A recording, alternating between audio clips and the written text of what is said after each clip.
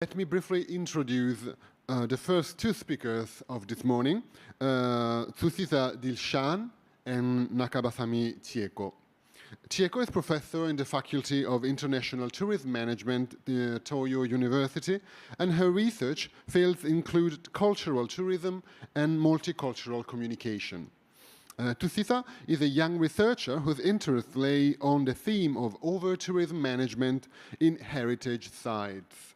Today's topic addressed will be governance strategies of over-tourism, learning lessons from Venice and Kyoto to mitigate tourism gentrification.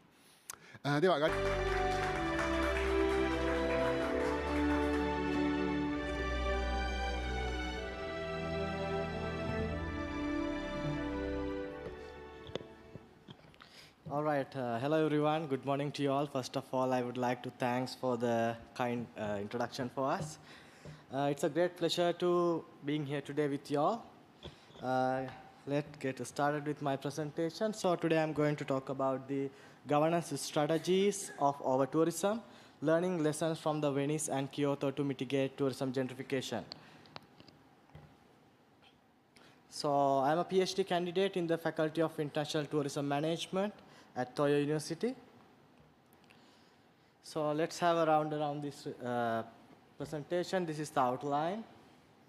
As you all know, tourism is a booming industry and one of the main source of income in many countries all around the world. According to the UNWTO statistic, 1.5 billion of international tourists were recorded in 2019. It make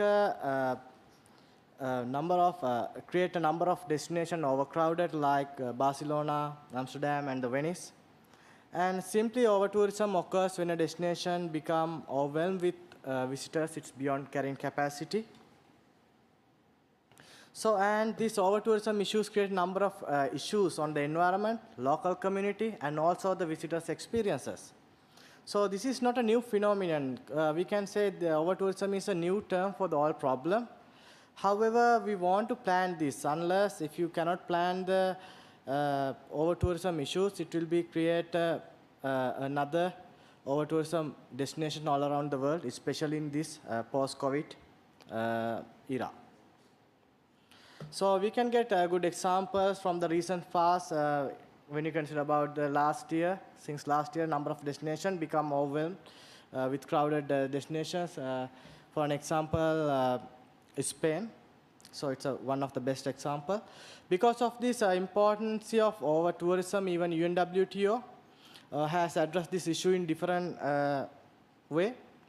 According to them, over-tourism is the impact of tourism on a destination or part of thereof that excessively influence the perceived quality of life of the citizen, local people, or the quality of visitors' experience in a negative way.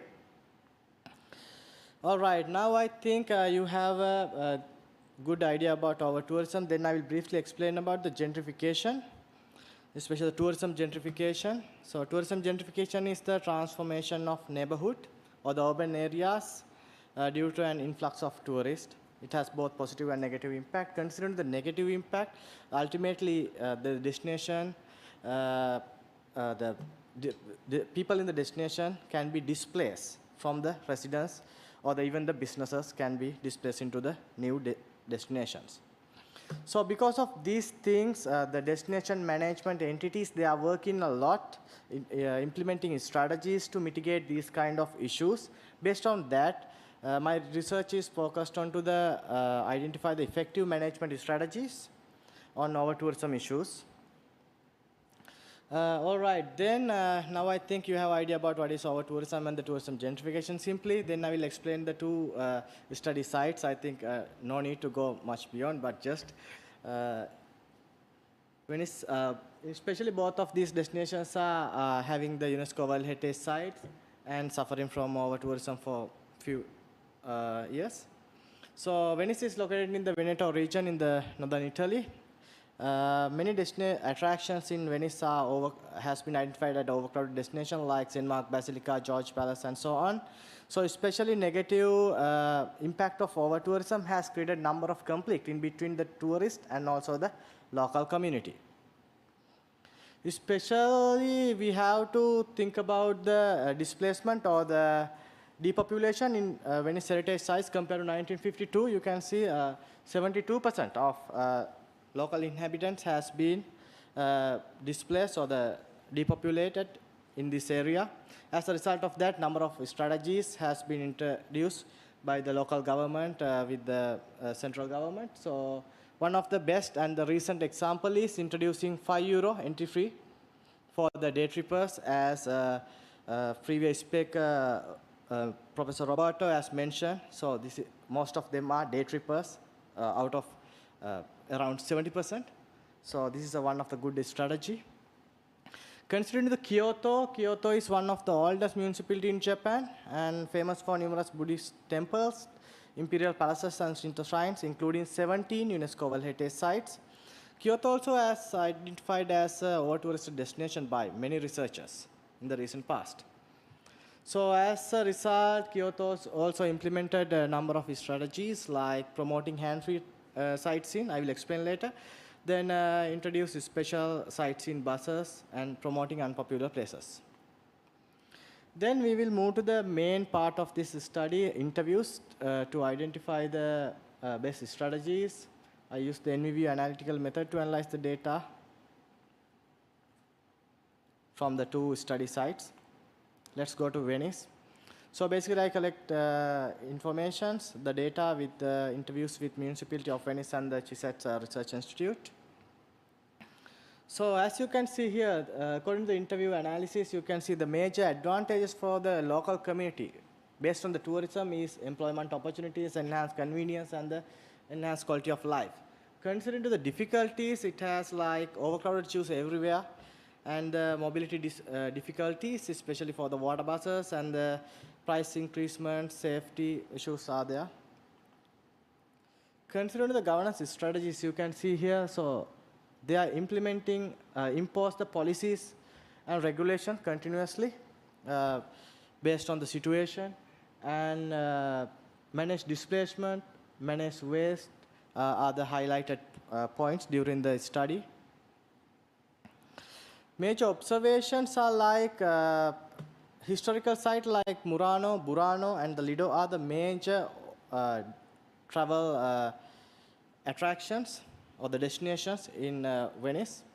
One of the major insights I taken from this study is if you are over tourist destination, don't be late. Take the measures as soon as possible, because when you are promoting the destinations, when you are making a brand name, so it's forever. You cannot take it back. So you have to position well in the market. So one of the main strategy they are doing in Venice is collecting taxes in different sources like service providers or the travelers, and they are reusing this tax to enhance the quality of life of the people. And they have a price mechanism like different prices for the travelers and also for the local community. And they are promoting mainland for the accommodation like Mestre or the Treviso, because as you can see here in the picture, you can see the Venice area in the map. So in the second picture, you can see how the tourist rental houses are located in all the yellow dots. So almost everywhere it's a rental house, so it become a very big problem. So then I will take you into the data from the Kyoto. So I collected the data mainly from the major people who are controlling or manage the destination, like Kyoto City Hall, Industry Tourism Bureau, Tourism MICE Promotion Office. So advantages are pretty similar compared to Venice.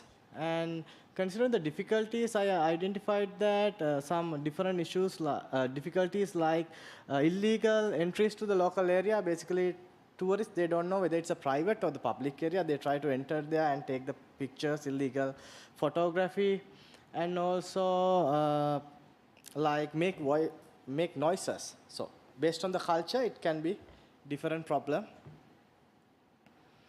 Governance strategies like I realized that basically Kyoto has doing much awareness and the training programs. So kind of ethics for the visitors to aware that you are entering to the local environment and people have their own real life there. and giving support to the residents and manage mobility are highlighted.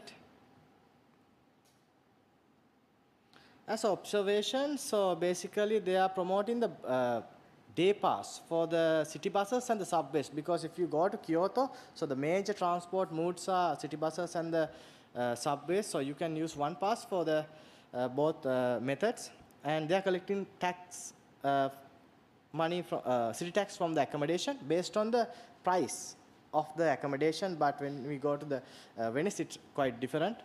They are collecting garbage for several times per day, and they are promoting hand-free sightseeing.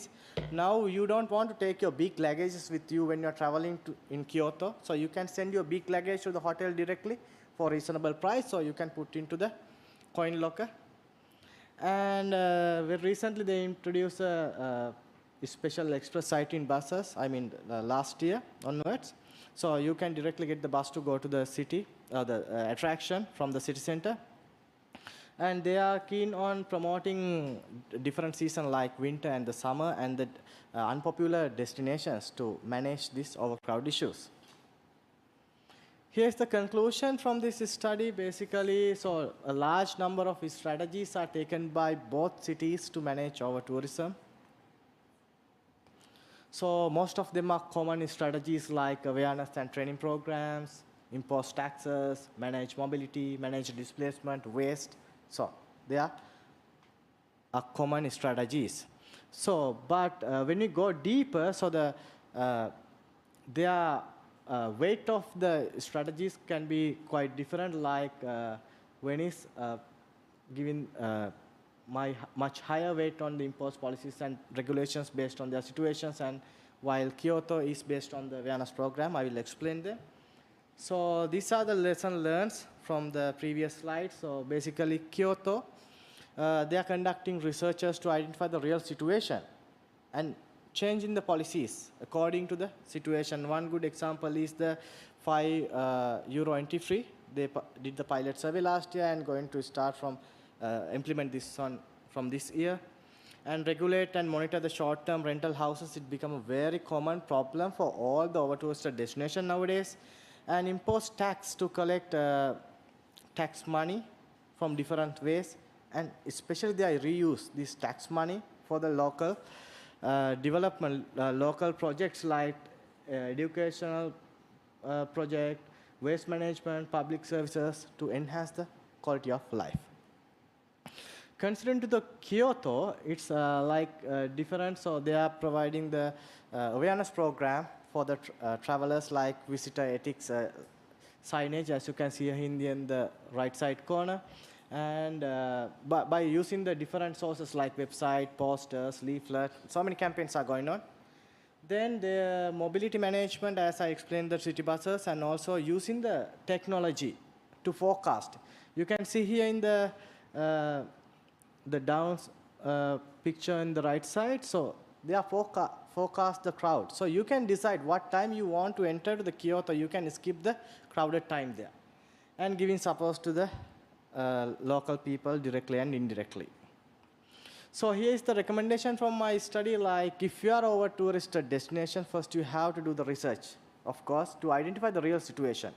Then after, you have to manage the destination in a various way unique to your destination, like mobility, waste, and of course you have to impose taxes. It will help to minimize the number of people and generate the income for the city, and you can give back to the local community to enhance the quality of life.